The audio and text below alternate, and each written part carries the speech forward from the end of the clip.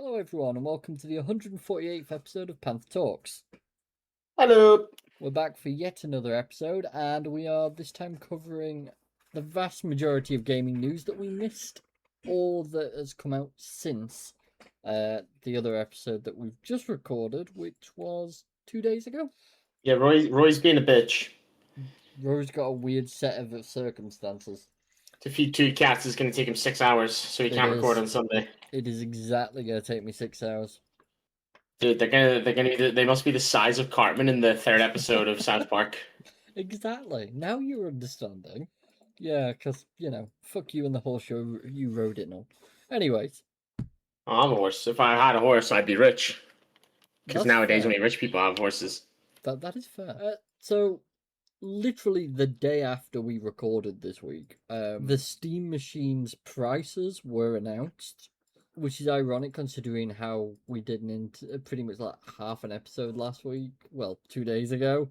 It's only going to release on Sunday next week about how there may be announcements soon. It's just our luck. It really is. It really is. Unfortunately, the Steam frame wasn't announced alongside it.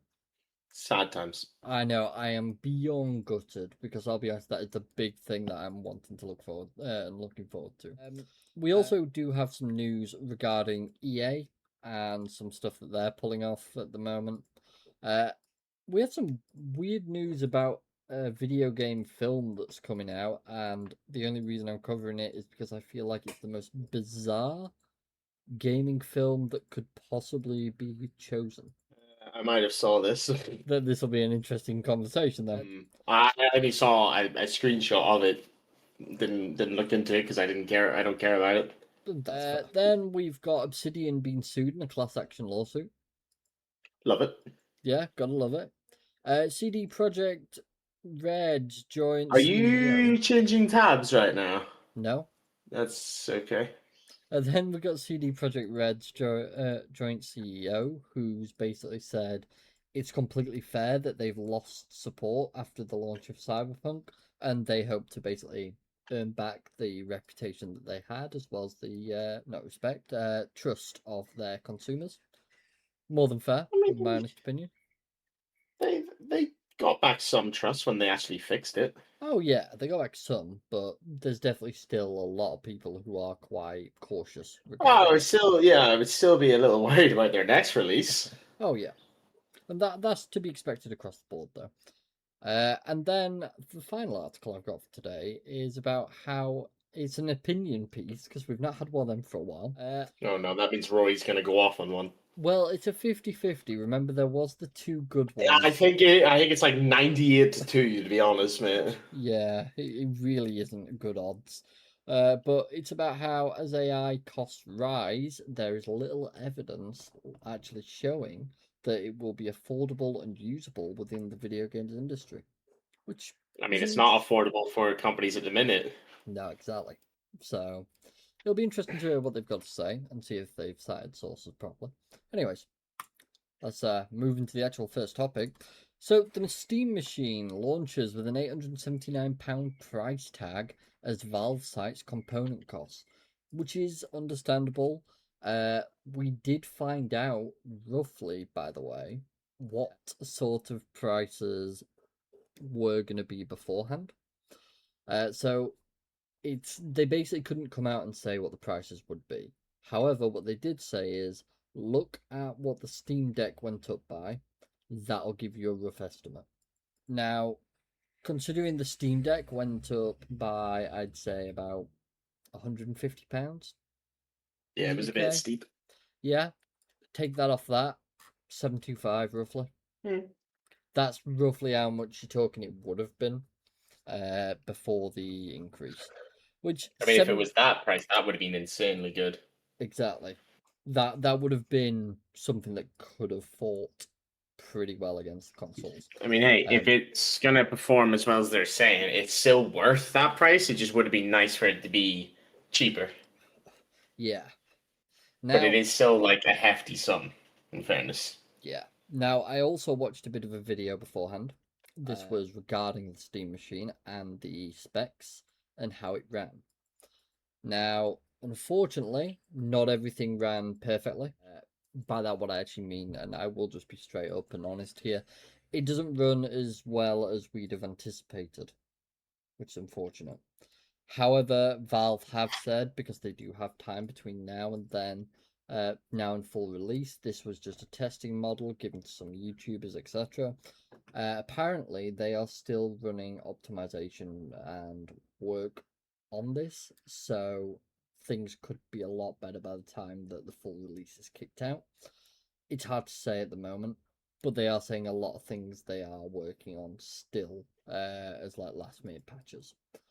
So, for example, in regards to this, Cyberpunk 2077 running, I think it was Ultra on the Steam machine, was getting like 47 And FPS. that's still insane. Yeah, I thought the same. Considering Cyberpunk is like the new go-to. Yeah. Or the nowadays go-to, because it's not new anymore. Exactly. However, it's very ambitious what they're going for, though, in terms of what it can do. Like 4K, 60 FPS is wild. Yeah. And who's even able to display 4K, you know? Especially like when it comes to TV, let alone PC. Oh, many TVs, to be honest. As we also like you think about the size of them then when they're 4K.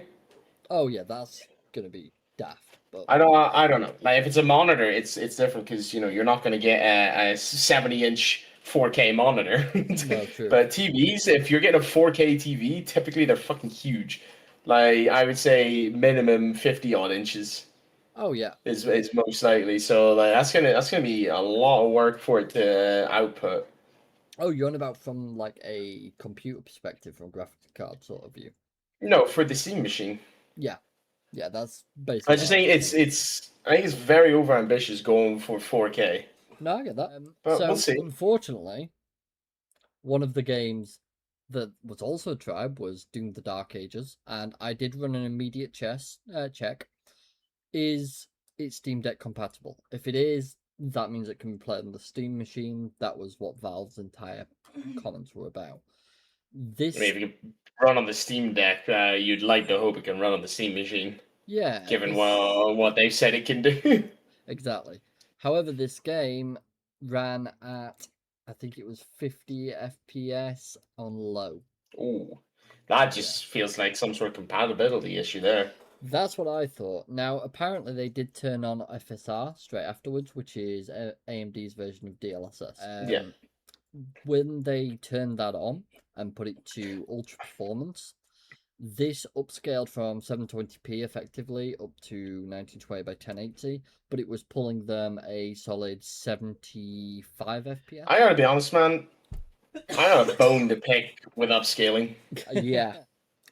I know The what you're gonna say. ghosting issues are ridiculous. Yep. We have not dealt with ghosting in years. Then they bring out upscaling, and that's all you see. Like I don't use upscaling. No, I can see why. I hate it.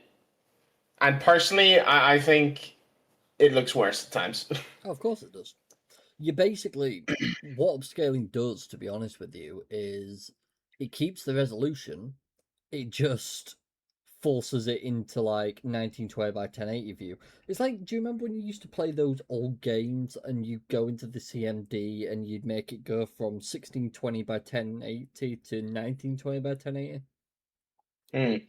It's basically that. You're just forcing it into another resolution. That's the effective way I can explain it. It's not great what it can cause, and you've witnessed it firsthand. It's No, really I refuse to use it in games, and they're like Nvidia as well are all over saying it's the best thing ever. Yep. It's like no, I get these awful ghosting effects that just absolutely destroy the vibe of any game. No, exactly. I'll be honest. It's the same with frame gen. Like as good as that can be when a game has the option for frame gen, yeah. it feels like the cards do not perform nearly as well as they should when a game doesn't have frame gen option. 100%. And even at that, then it's just fake frames as well. Like sure, the game runs smoother, but if you were to run a game at 144 FPS being upscaled from 40 to 70 FPS versus a game that's just straight up running it at 144, it would look so much better. Not just slightly better, but so much better. Oh yeah. Obviously, it kind I of just baffles me I at don't times. like the route we're going. No, And with AI becoming so big for GPUs and stuff, I don't see it getting much better. And we're seeing price tags going up as well for GPUs with these effects that are just making things look crap. yeah. No, that's just the truth of it, to be honest with you, brother. It's really, really sad as well. Doesn't particularly make sense. As you said, though, the frame gen, it's pretty crap overall. There's not much I find gaining from it. No, not frame If a gen. game has The it, other one. yeah, if a game has frame gen, it does help if it's very demanding and the GPU doesn't seem to be running it very well. You can then get steady FPS Oh and it yeah, does feel a lot smoother, just not as smooth as it should if it was by default the frame rate that you're going for. But upscaling, I despise it. I hate that's it. what I I meant. think ghosting is the worst thing to see in a game. Yeah. No, upscaling's I what I would meant. honestly rather have screen tearing. I I don't know what to handle with this blasphemy. You shouldn't want either. Get rid of both. Well, obviously I don't, but if I had to pick, you know? Ooh, those be fighting words, sir. Lesser of the two evil, mate. Isn't that what they say? Just something along those lines, yeah. Yeah, upscaling, I'm not a fan of. Frame gen, when it works well. Yeah, When it but there's so doesn't, few games that have access to frame gen. yeah, and that's the sad part, to be honest. Because I do think that's something that could be utilized more and actually benefit people properly. But unfortunately, we're just kind of waiting for the technology to be fully adapted to and improved upon. It's a big waiting game whenever any new tech comes out or new software, and it's just a lot of waiting until things are fully implemented. Sad, but it is the truth of it. So, the Steam Deck prices. I'll actually show the full prices here.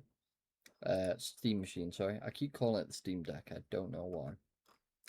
So, Steam Machine's base price is £879 for 512 gig, which is quite expensive for such small storage. I Yeah. do need to state here straight away, the Steam Machine is open. You can open it up. You can upgrade the storage and you can upgrade the RAM. These can be upgraded by you at any time, which is nice. However, I'd still like more storage straight off the bat. Thankfully, I'm the type of person that has a ton of storage just dotting around. So I've not got much of a worry in that regard. However, not everyone will. Yeah. £938 with the controller. I think it works out at like just over £60, something like that. 59. £59. Perfect.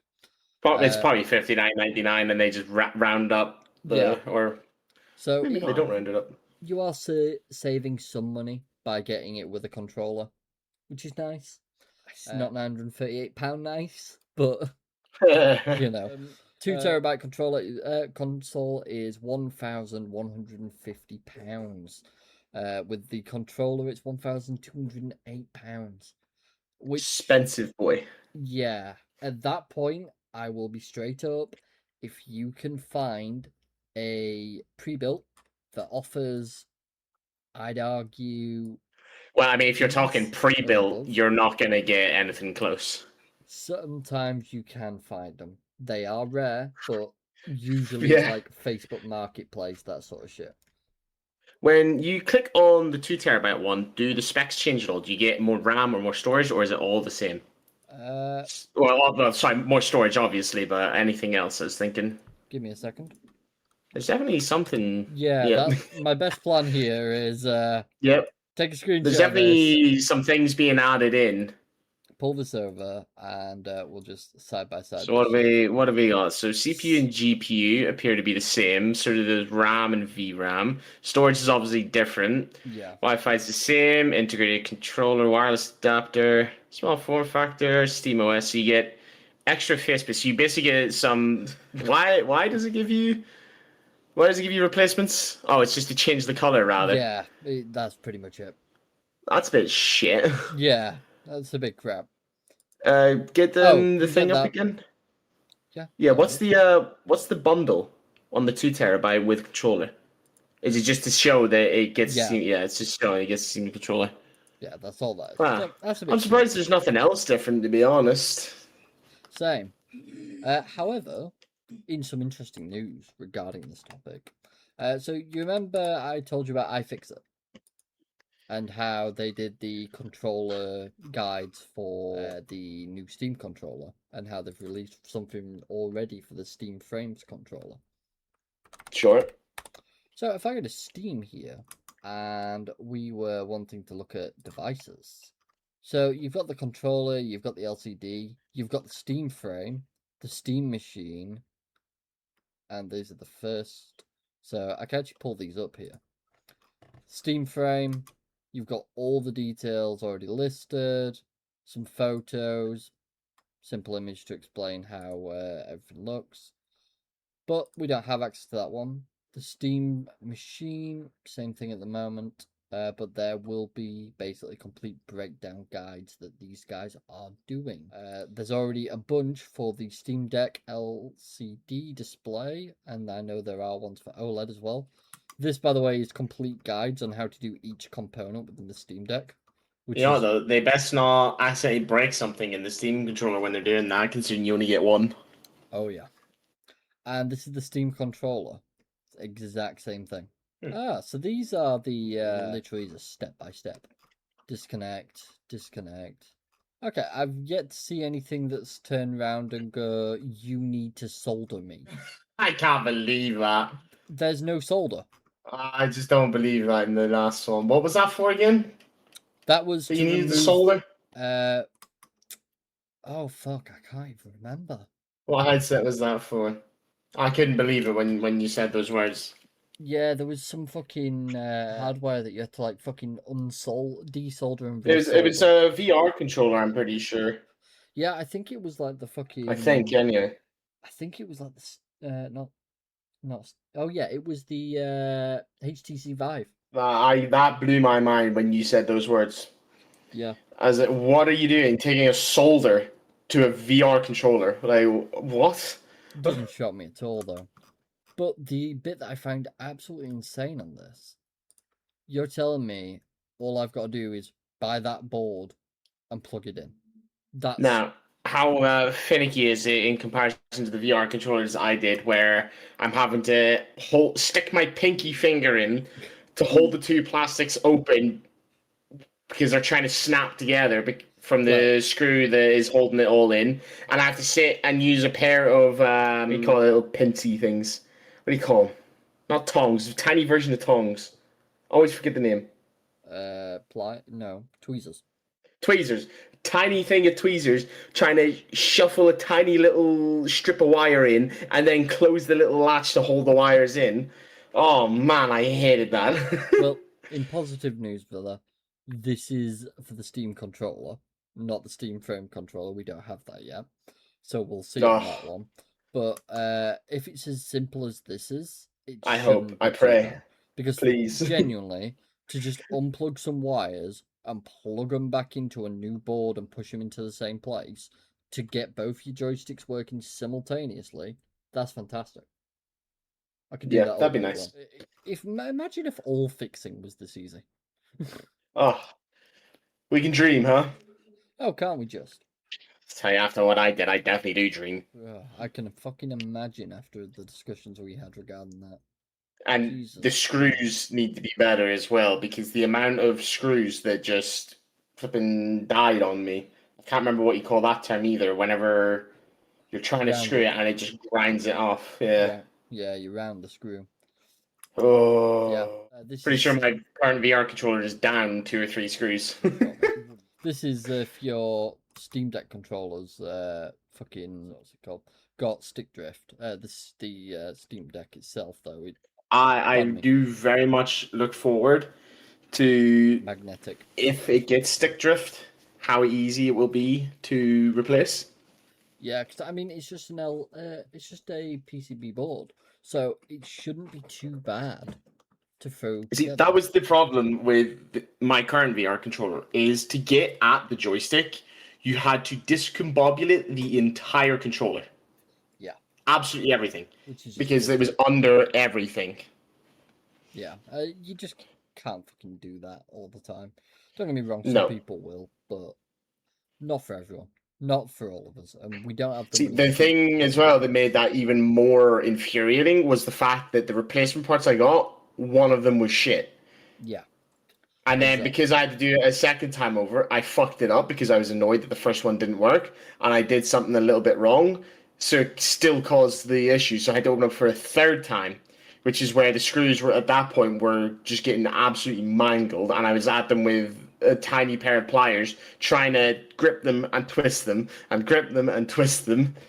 Well, Oh, these ones are using not basic screwdriver heads. They're using T6 security screws. I don't know if you've ever seen these. I think I have Uh, T6 yeah, thing. Yeah, I have a T6 head. That's the little star one. it is. So Yeah. those ones, they're a lot harder to round off, and you get a good grip from the get-go, which is What's good. this with the little dot in the middle? Some of them do have these little dots. These are the T6 ones in particular, and basically you just have a little gap in the center. That'd be annoying because then my T6 head would not fit. Well, then you do not have a T6. I have a T6, mate, because I'm looking at the exact same head. Yeah, there is another one. I don't know what number it is, but there's another one exactly the same. It just doesn't have the gap in the middle. Yes, I am aware. So I find that absolutely stupid that they have two different ones. Yeah, it's something to do with fucking God knows what. I don't know. I don't make screws for a living. Whoever the fuck does, fucking sort your shit. It's not You that see, brother, difficult. it's stupid things like this. But that's what fucks us up. It's what makes the world fucking crumble. That's what just makes things that shouldn't be inconvenient inconvenient. Yeah, and then pisses us off, and makes us rant. Exactly. Speaking of ranting, Yeah. So let's. speaking of ranting, wait for the last tab of Rory's list, and then we'll hear the rant. Oh no. So don't get me wrong. We are quite disappointed about the Steam machine's prices. However, I must admit I was anticipating it being high. Yeah, honestly. I Way more than this. do I do have great interest to see how their sales do because when you think about the people who are going to get them, console players are going to be worried to swap over, especially the fanboys. They're not gonna, period. Yeah. People who play casually and aren't, so horny about their exclusives might consider it, but it's like it's risking swapping over. Even if they come out then the same price or the Steam machine ends up being cheaper, it's still swapping over to something completely different. Like you will lose access to certain things, and you're gonna have to like stuff that you would normally play. You're gonna have to buy again if you're wanting to play it on that. Yeah. It's a lot I easier can't to see make a them decision now. doing account linking to No. give you access to games. Sony, I know for a fact, won't do that. If it's a Xbox publisher, they might, but wouldn't say they will. No. And then people who have PCs, like the likes of you and me, we're obviously not going to buy it. No. We don't have a reason to. And anyone who has a PC that can run games fine aren't going to buy it. You're on PC for a reason. So it's only really people who have lower tier PCs that maybe can't run modern games that well or at all that might consider it. But then if they're like me, where they don't like using controllers, and I know you can probably put a mouse and keyboard in, but come on, man, where's the sense in that? I mean, yeah, you can put a mouse and keyboard in. You can literally just run it as a PC. It could literally just Yeah. sit on your desk as a small form factor PC. So for some of them, maybe, but they'd. If it were Well, me and it was a one-time purchase for that, which has very limited potential in the future, yeah, I wouldn't really be up for it. I'd rather save a little bit more and get a build that I can future upgrade. yeah. Well, I suppose at the same You, time, it goes for those people who are pre-builders. They don't like building. They can't do it. Whatever their that reason is may true. be. For But then those you sort of you take people, the RJ route and get someone to build it for you, so it's technically pre-built but not. yeah, I've got a few friends who did the same. Yeah, but then you end up with issues of it just being a straight up shit PC. Yeah, exactly. That's why they also asked me to fucking plan out their build for them. Don't do it. Do not become that friend.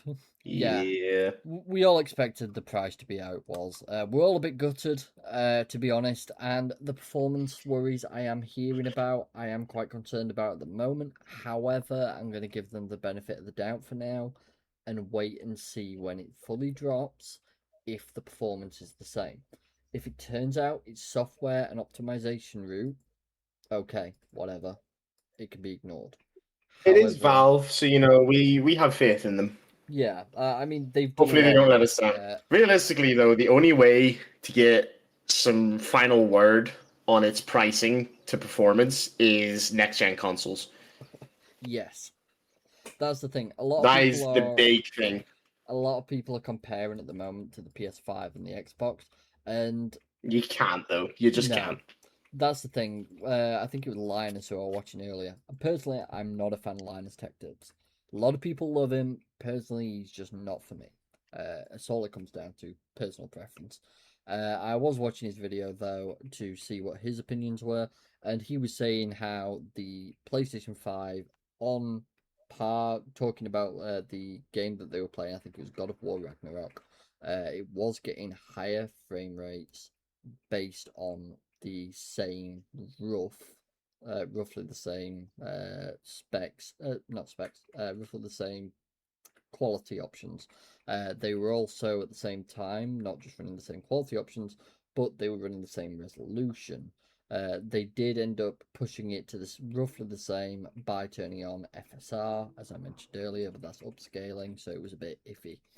Um, so it's disappointing in that regard, but we'll just have to wait and see. It might just be that it's badly optimized, and there is a chance that Sony and the publishers that ported it over to PC might not want to fix that because then that's technically another. Notorious for having terrible made ports. Yes, that they are severely so. I still, I'm a little more curious about running it on those bigger TVs. Yeah, Like realistically, how well is that going to run on a 70-inch TV? Because there's going to be some rich arseholes out there that are going to try it. I mean, it's an iffy one because for us as PC players, we've seen it and seen it can impact.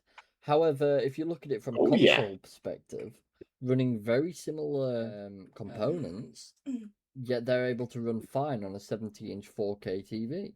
yeah, but the most frames you ever see on a console game is 60 FPS, and when you get to those larger games, you're limited to 30 FPS, as we have seen. Yeah, no, exactly. And at that point, like especially when it comes to being a PC gamer, 60 FPS is not it. That's Like it. for a mouse and keyboard to be viable, you do need high frame rate because you need that smoothness for things to react properly. Yeah, and we're not saying every game's going to be reaction based. Sure, they're not. No, no, no. But it's However, it's not necessarily reaction. Like say just like you're like say a game like Stardew where you're clicking a lot. You want click precision, and if you're running on low frame rate, your mouse is going to jump all over the screen because there's not enough frames to be displayed for it. yep. No, exactly that. And I genuinely do think there's a lot of questions left that need to be answered still before we can get a full picture. I also would really like to see if someone could make a PC for cheaper than this and I just think simultaneously better performance. I just think running like saying that it can run 4K at 60 FPS is a pointless like target. Yeah, I would rather they show us exactly what it can do at 1440p and what it can do at 1080p because yeah, that is the main thing people use. And there's still tons and tons of people, probably more the majority that still run at 1080p. yeah, the vast majority do. According Yeah. to Valve's initial reason for making the Steam machine, by the way, and the specs they were aiming for, this is quite literally a quote from Valve. They were aiming to beat roughly what equates to 70% of current PC gamers on Steam specs. Yeah. So the specs listed for the Steam machine and the performance it is supposed to run at is supposed to be higher than roughly 70% of their entire market. Now that's provided they get it working. Exactly. But again, trying to run Cyberpunk on Ultra, calm down, guys. Yeah, yeah. That was a very interesting fucking test, I must admit. I mean, it's the go-to test, but Oh yeah. it realistically, it's not a good representation of what it can actually do. No, not at all. So, we'll move on. The grim industry summer continues as EA lays off staff ahead of $55 billion sale to Saudi Arabia, likely to soothe the sting of its $20 billion debt. Jesus Yikes. Christ. I still remember us originally talking about this debt. I don't get how It you just can made no forget. sense. Oh yeah, they just wanted to become a private company again. That's effectively what it came back to. So it's looking like another grim summer for the video game industry. Microsoft is eyeing up several studios to shutter, as we knew about. And the CEO of Epic Games says there's a tidal wave sweeping over the AAA business, which I'm sure is fine. The next step is in this macabre march comes from EA, which will reportedly be laying off an unknown number of staff ahead of its $55 billion sale to the Saudi Arabia's public investment fund, which is Come on now, set right? to. We talked about this at the beginning. Oh, English. yeah, I know. English, motherfucker. Do you speak it? No, I speak exhaustion from heat. Ahead of its Wah, 55, wah. I know. Ahead of its $55 billion sale to Saudi Arabia's public investment fund, which is set to have a whopping 93.4% stake when all is said and done. This comes from Kotaku, which claims it's spoken to sources inside the publisher and shared an email sent to EA's customer support team. EA claims it's axing these roles to adapt how we work to better meet fans' changing needs. As part of its evolution, we are making or proposing to make some changes to some roles, creating new roles and moving certain work to different teams, locations, or service partners, which is likely a bunch of business waffle. I like that term. It needs to be used more. That's good. Layoffs after large acquisitions like this aren't uncommon at all. Take Microsoft, which laid off 1,900 people after purchasing Activision Blizzard for $68.7 billion.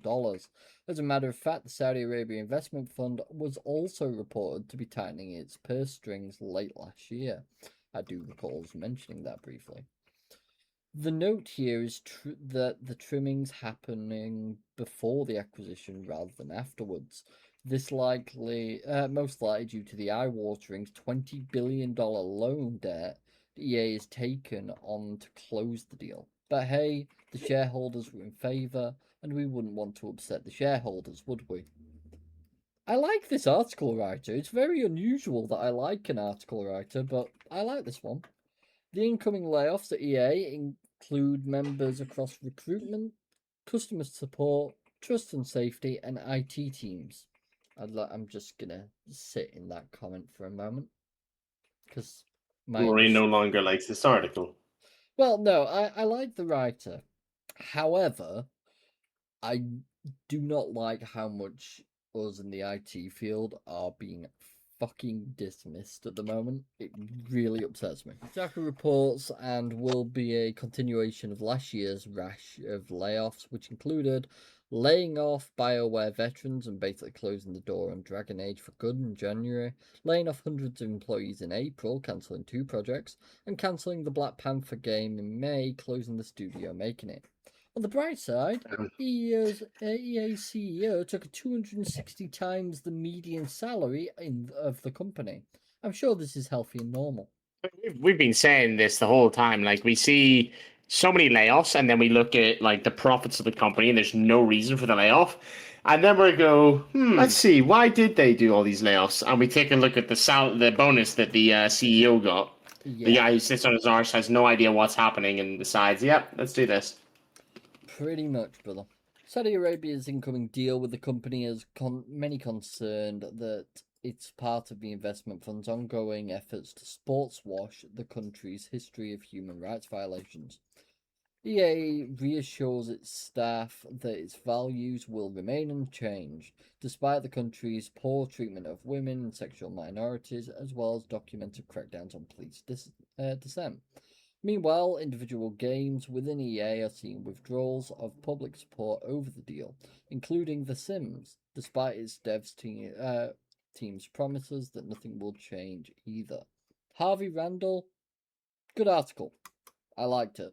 I'm pissed off with EA, but I did like the article. EA again. AI is Uh-oh. delivering faster prototyping and a real rise in creativity in its studios.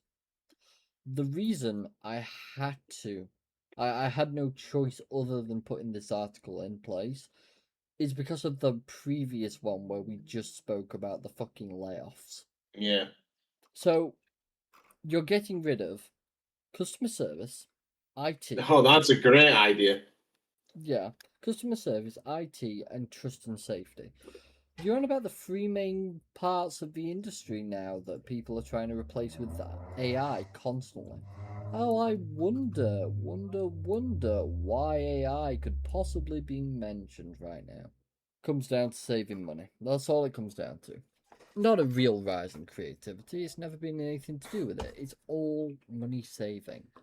And the problem with it is it's less based around those values and more how much money can I, the CEO, take? Because I want money. No, though, like they're not even saving money because they're having to find a huge fuck off piece of land that they got to take over and build a huge data center on. Oh, they won't build a data center or anything like that. They'll just rent it out from someone else, Oh god. which costs them a fortune. That's why there's so many different AI models. Actually, that has a question that I've had for a little while, which is how many AI models are there now? 3,500. Well over 3,500. AI language model. Great. Fucking Christ. Yeah, that's a problem, huh? Yeah, and the vast majority of these can just be rented out. But the thing is, you pay per question. Fuck me. Uh, so I think I can check it if I go to Anthropic. Let me just see this. So basically, you pay regarding Jesus Christ. This is taking a little bit. There we go. So these are the different models available in Anthropic. Now, if I wanted to, I just saw it there. Here we are, pricing. If I wanted to use Anthropic and I wanted to price up the cost for different prompts, if I was to go just into the website like this, then I could get a subscription, or I could just use the basic version with little bits that'll work, but not everything. However, if I wanted it linked into a program, or I wanted to combine it so that it was doing something I wanted it to do, I would be charged. I think you basically pay like £15 for 200,000 entries, which is basically 200,000 interactions with the AI. After it bypasses the 200,000 range, you're going to pay another £15. Now, AI can quickly eat through those, especially if you're a Oh, large yeah. scale company. So, if I was to go on average, how many interactions program? Let's say just prime example, it's a bit of a weird one, but on average, a user has roughly 3 to 11 interactions or message exchanges per conversation with an AI. That's just message exchanges. Then you've got the program side of things, if it was an actual application. So if it's customer service and support, these will have 3 to 11, general productivity, 1 to 3, and complex writing, coding, or roleplay is 20 to 50 plus in a single hour. Now, once again, these are individual writings. There are so many that you will be calling an API constantly. You will fly through them so quickly, especially when it comes to corporations. I mean, It's it's the just same thing not as viable. everything nowadays. They don't try to sell you something straight up. They want you to pay a subscription because they're looking for you to go over the allowance of the subscription Yep. to either force you to purchase the more expensive package or continuously have to buy add-ons. And that's It's, all the world is nowadays. yeah. Like soon we'll be renting food. Well, I mean, you can already lease yourself a PlayStation 5 today. Oh, piss off. Oh, that shit just wound me up. What a joke. Yeah. Apparently, it's removed some tedium out of their jobs, and I've seen faster prototyping. I've seen faster creativity and shorter, faster conversations around creativity and coming to alignment. And so I think it's super interesting. I think there's a real Mmm. rise of creativity that comes from removing some of the tedious tasks about development. Do you think this was scripted? No, I think it's something worse. And you know what? They asked the AI. Yeah, just for the irony, let's run it through the AI. What is the likelihood that this message was wrote by AI? No reliable way. What suggests it could be AI? Repetition and phrasing loops. Yep. Polished and generic tones. Yep. I need to take the dog That's downstairs. fine. He needs to get some water. No worries with that. Safe, Right back. balanced opinion. No worries. It's positive and reflective without being very specific. What suggests it could be human? Natural filler language and slight messiness. So, moderate chance of AI, 50 to 70%. So, even the AI's kind of looked at it and gone, yeah, there's a high chance. Let's try this, shall we? Can you rewrite it to sound more human? This is an AI we're using here, so let's see. Look at that. The AI can make it sound human. Why is it then that it's come out like this? I truly cannot comprehend what the logic is behind this. And don't get me wrong, we are not completely against AI. It can be useful and it's got its places. However, after just announcing they're cutting people, and these are some of the major jobs that are being impacted by the usage of AI in useless ways, it seems like a bit of a kick in the teeth to those who are actually involved. And it's very disappointing. It really is. Back in 2024, CEO Andrew Wilson talked about how generative AI could make its development process more efficient and help give developers more power. We are looking at how it can make us more efficient, how it can give our developers more power, and how it can give them back more time and allow them to get to the fun more quickly. Wouldn't that be the logical thing of just saying faster? Anyways, based on our early assessment, we believe that more than 50% of our development process will be positively impacted by the advances in generative AI. Jesus Christ. So they want over 50% of EA's development to have AI involved in some way, shape, or form. Apologies. It's fine. I was just saying here, the quote I just read says that they are basically wanting over 50% of their development process to have AI involved in at least some shape or form. So EA was already shit because they're just microtransaction hell. It's like the mobile of PC. Yeah. And now they're going to get worse because they're going to try and replace at least half of what they do with AI. Well, not replace, but they want it involved at the very minimum. Aha, replaced. Well, yeah. Like, I can't really let's argue it, can be I? honest. They're Really can't argue. they've had multiple layoffs already. They're planning for more. It's replace. Yeah, you're not wrong there. Moving forwards, this is one that I said I just can't quite get my head around.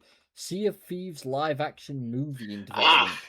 So is this? Yeah.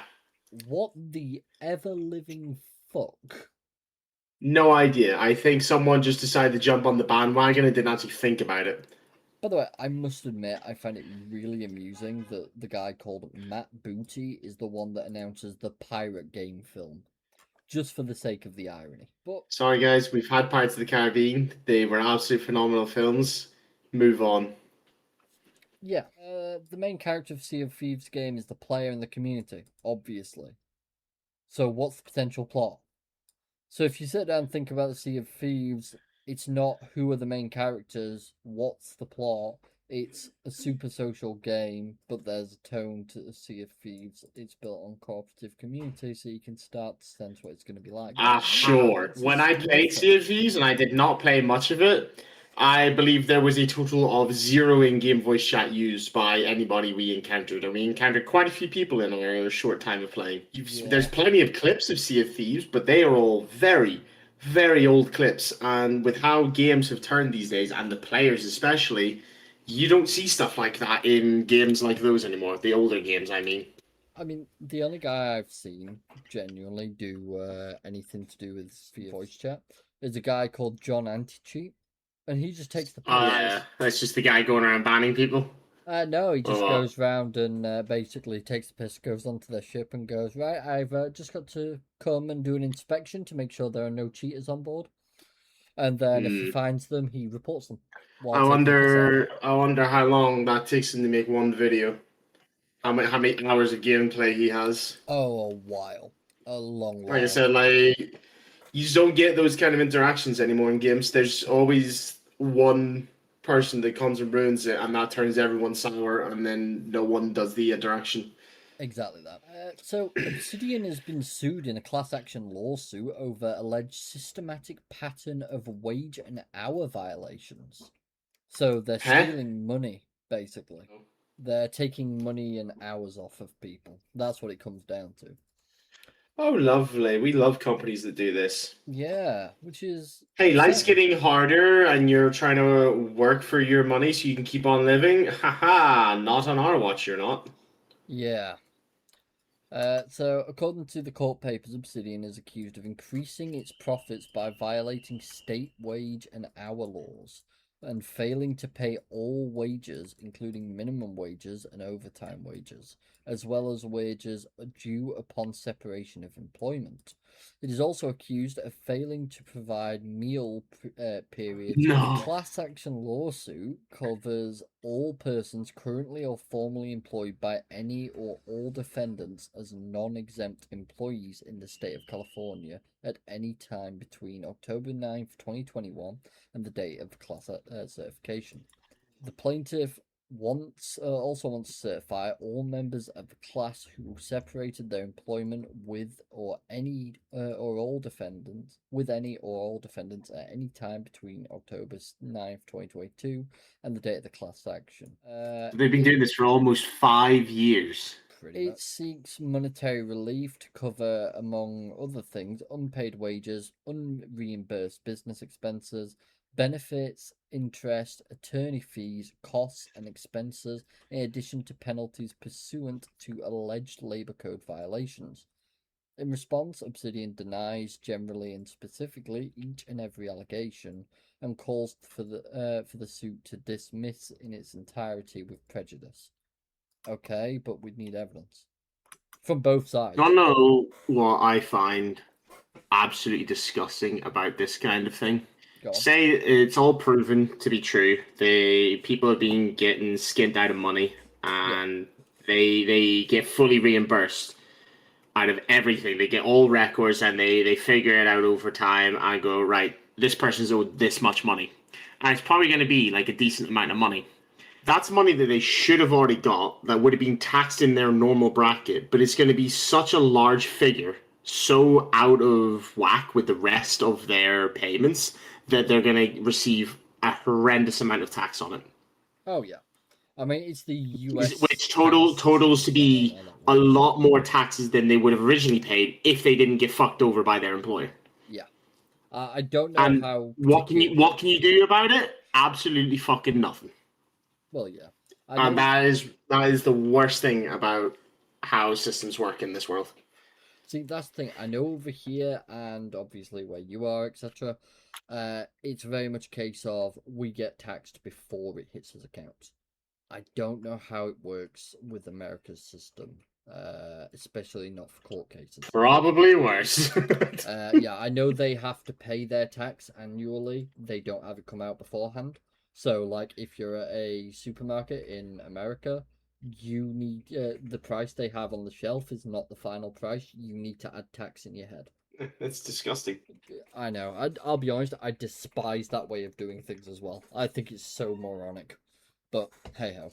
It's Topic for another deceiving. time. Massively.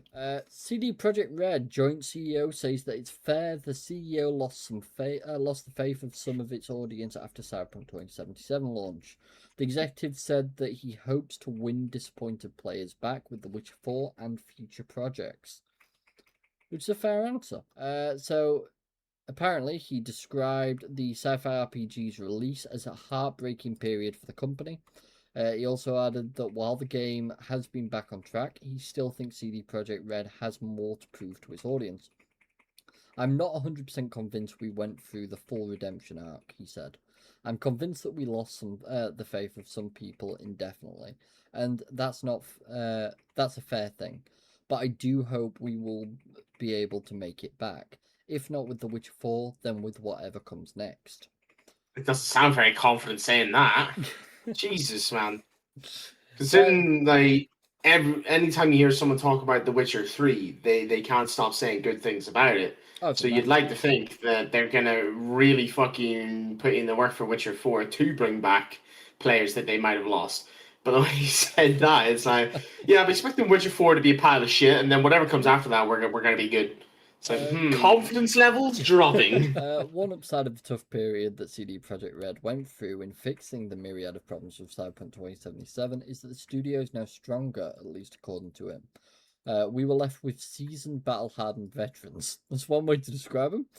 I mean, think about the things they would have had to read about the game they created. Oh yeah, that's ouch is all you can say to that, man. Yeah.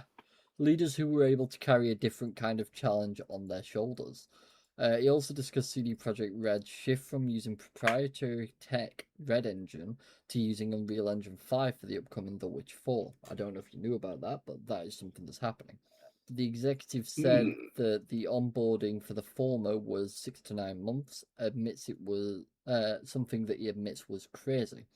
Epic allowed us to go into the black box of Unreal Engine. I think we're the only company right now that actually does that outside of Epic themselves and fiddle with it. And so we would be actually co-building one of the biggest techs out there. The rationale that was actually makes me a little worried that they are moving to Unreal. Yeah, because Witcher 3 was on their engine, and so is Cyberpunk, and they did fix Cyberpunk up quite well, personally speaking. So to then swap over, like, I don't know, obviously, how similar things might be or how different things might be, but yeah, it's quite a risk to take. It is a massive risk. However, it could also pay off. There is also, from what I understand, on the Cyberpunk side for the sequel, as that has been announced already, that should be still running the Red Engine. So, some good news in that side of things, I suppose, but it's still a bit iffy at the moment. The rationale was we wanted to be able to do more, to tell more stories without worrying about the foundation of the engine itself. Epic gave us that backbone, and we can still build around that and differentiate ourselves. Cyberpunk 2077 launched at the end of 2020. We already know all this. It's now sold over 35 million copies. Jesus Christ. That's actually a pretty good amount of copies, I must admit. They really did put in the work to do what they could. Oh, massively, brother. Massively. It's impressive to see what they did pull off, to be fair, in the end. So, the final article. Will it be bad? It's the moment we've all been waiting for. As AI costs rise, there's little evidence of major utility in game development. Opinion piece. The era of heavily subsidized AI compute is ending, but the experiences of developers who have worked with it suggest limited productivity gains that will make higher costs harder to justify. So come to think of it, if they're making game development easier with all this AI and having to spend less on staff because they fired half of them, shouldn't we see price tags drop to like $50, if not less? If this is the standard we're going by, Brother, don't talk such nonsense. The CEOs need to buy their next big mansion. They need to try and live to the standard of Gabe Newell. Secretly, what they've all got in mind. Oh yeah, that's their idol, Oh yeah, I mean he's our idol, but in a different way. Yeah. It's been almost impossible to avoid the conversations about generative AI in the games industry over the past few years. No matter which side you fall on, personally from starry-eyed evangelist via the cautiously interested and the ethically concerned, all the way to the hard-bitten harbingers of dystopia, the discussion itself has never been off the agenda. May I just add, I'm already a bit iffy on this guy because he's using big words for the sake of it. You know me, that's a big no-no straight off the bat. Much of the discussion, however, has involved more heat than light, for the simple reason that nobody really knew to what extent AI would actually be useful in game development.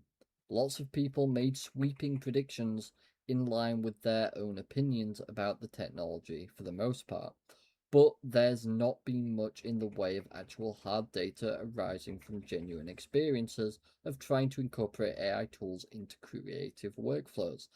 I do agree with this. He is right. Many people, including ourselves, had sort of a bit of an immediate reaction when AI was first announced of that's dangerous. And it was all opinion based. We have been waiting for a long time for some actual figures to come out and some proper information to be able to make a fully informed opinion.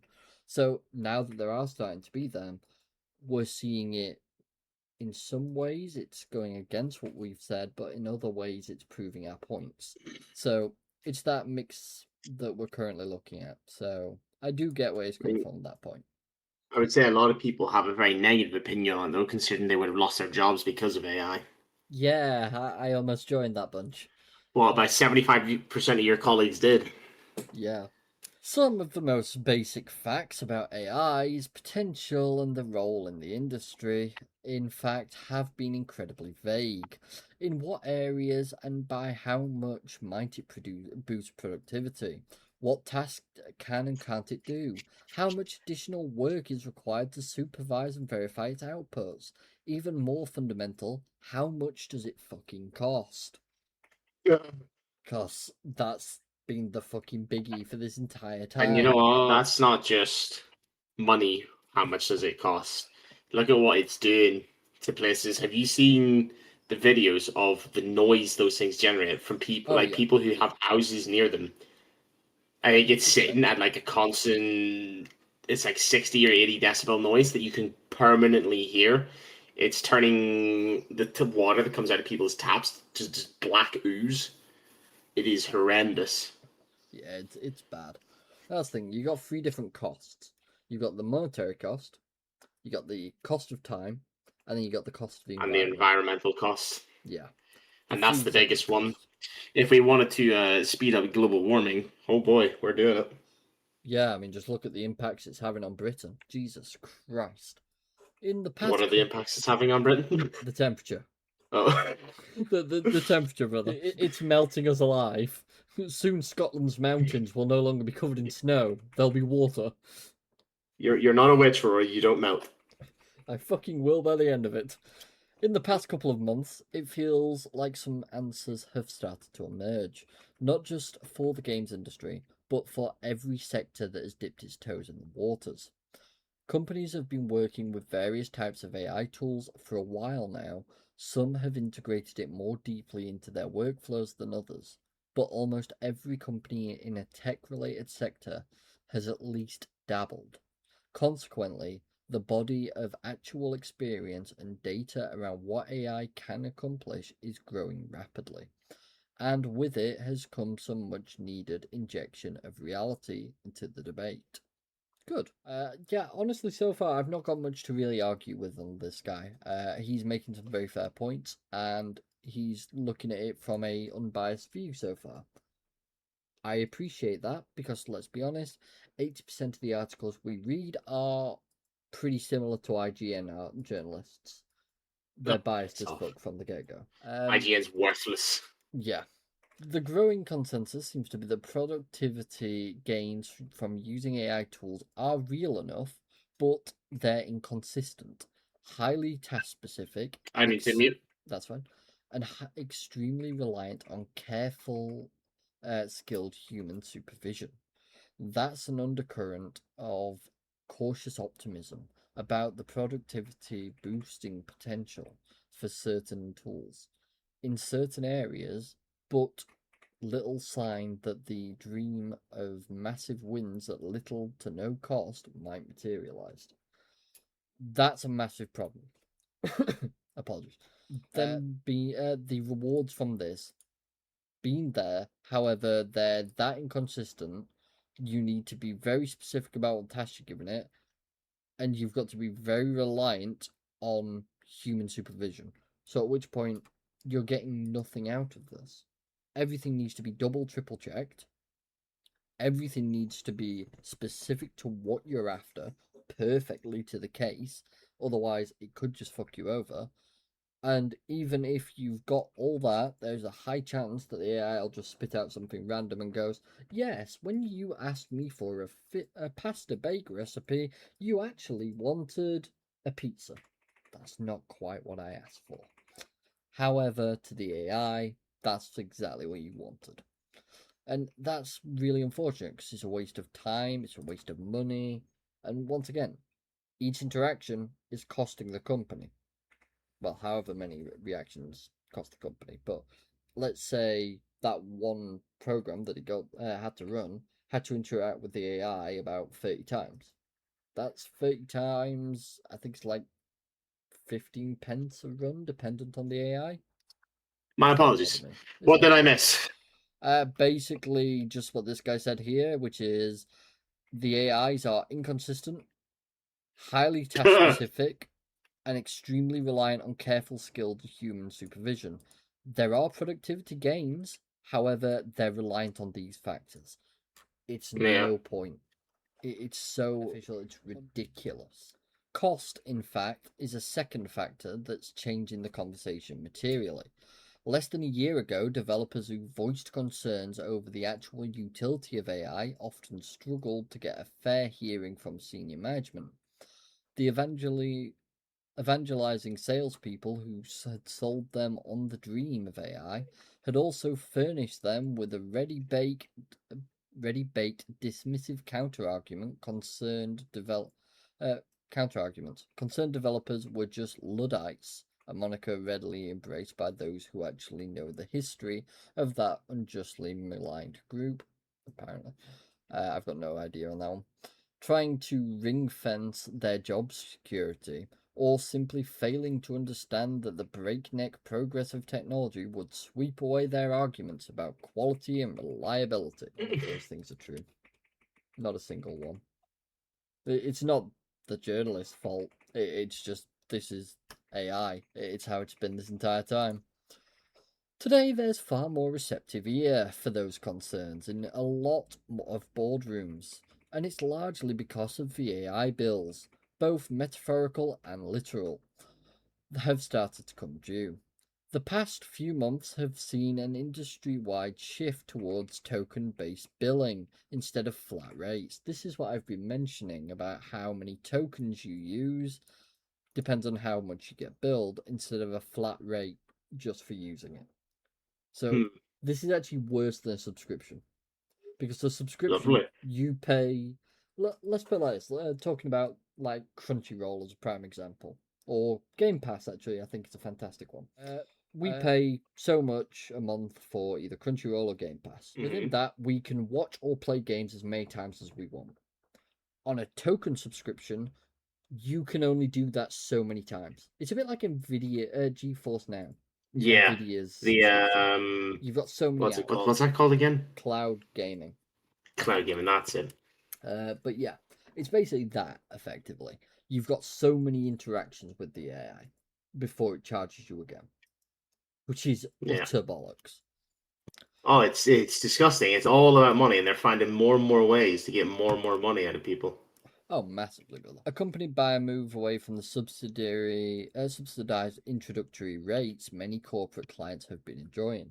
That's the other part.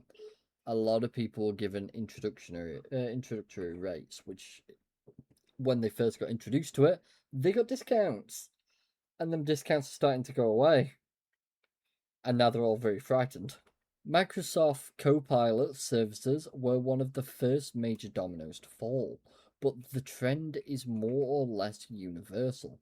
The actual costs of AI are increasingly being passed through to customers rather than being soaked up by tens of billions of dollars of private funding. And executives who last year wanted AI integrated into every facet of the company's business are belatedly starting to wonder about the long-term costs involved. What a shocker. You are Hmm. idiots. Should have listened to people.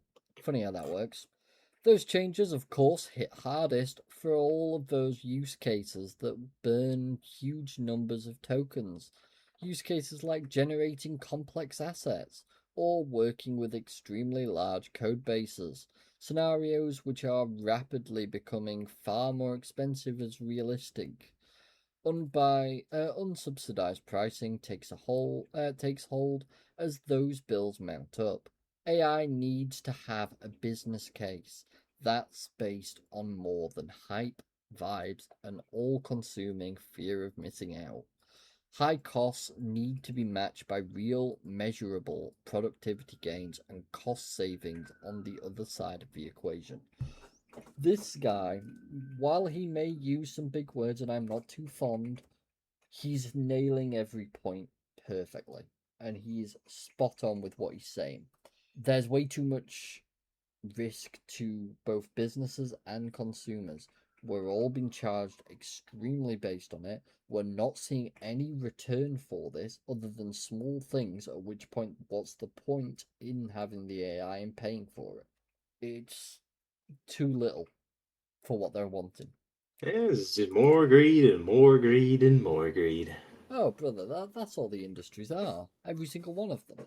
This has taken some of the puff out of the irrational exuberance, interesting words, that characterized AI discussions at management level in many companies. As the data start to roll in from actual use cases, it can charitably be described as a mixed bag. As is often the case with divisive new technologies, it does at least seem that AI is not as bad or as useless as its loudest detractors claim. There's genuinely useful stuff in amongst the froth of countless startups trying to turn every application into a chatbot. And it does seem that a lot of developers have quietly integrated certain AI features into their workflows. Many good programmers, for example, eliminate a lot of repetitive donkey work with completion tools in their IDEs. While automated code reviews do a reasonable job at catching some bugs, both solid, albeit incremental, productivity improvements. Exactly. There are benefits to this. There are benefits to AI. However, you need to make sure that you are actually getting something back. With these major companies, we're just seeing them spend so much money and they're getting very little in return. And it's just not worth the cost. Because they all think it's going to be the next biggest and greatest thing, and they Oh, want it and they want to have it, and then it turns out, oh shit, now we're down millions and millions. exactly And that. what have we got for it? Naffle. Naffle. No, thank you. That's, Similarly, that's a joke. couldn't have planned that if we tried. Similarly, Oh. some artists find that image editor tools based on deep learning models do a solid job of speeding up tedious parts of their workflows. AI tools also do a reasonable job of some of the managerial slog like transcribing and summarized team meetings. These things are not nothing. They're solid little gains that free up staff to spend more time applying their skills to more interesting and complex tasks. I'm going to just absolutely blow people's minds here. You want to do something about transcribing and summarizing team meetings? I will give you the biggest amount of advice I can ever give. As someone who's running that meeting, take all the resources you have put into setting up a meeting for the last 6 hours and put it in a fucking email. Genuinely, it will save more time than anything else. They gotta seem like they're doing something productive, Rory, as the manager or CEO or whatever the fuck they are. They are. They're sending me a fucking email to which I'll press delete. Those games, sorry, that just relates way too much to my personal life. Oh dear. Those gains, however, are a long way from the dream that executives were sold. Those developers who have tried to use more complex AI in their workflows, often being pushed to do so by senior echelons of their company, genuinely seem far less infused by the experience. Setting agentic AI tools loose on game code bases reportedly runs into hard limits very quickly. The code bases are too big, too complex, and too specialized, and any code produced by the agents needs to be extremely carefully vetted by senior developers. A dull and time consuming task. So, what's the fucking point? And unfortunately, Yeah. that's what it comes down to. I can keep Eh, reading this, however, it will I be the find it same. funny though. I find it funny because the whole point of the AI is to take over these menial tasks, but then monitoring the AI becomes the menial task, Yeah, and fixing issues that it might have because it's a constant learning tool.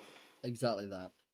And it's It's just unfortunate. funny. Like, this is the thing. There is a use for AI. We have said that for a long time now, and we've been But we're arguing that never point going to see before. it applied to anything No, that makes and sense.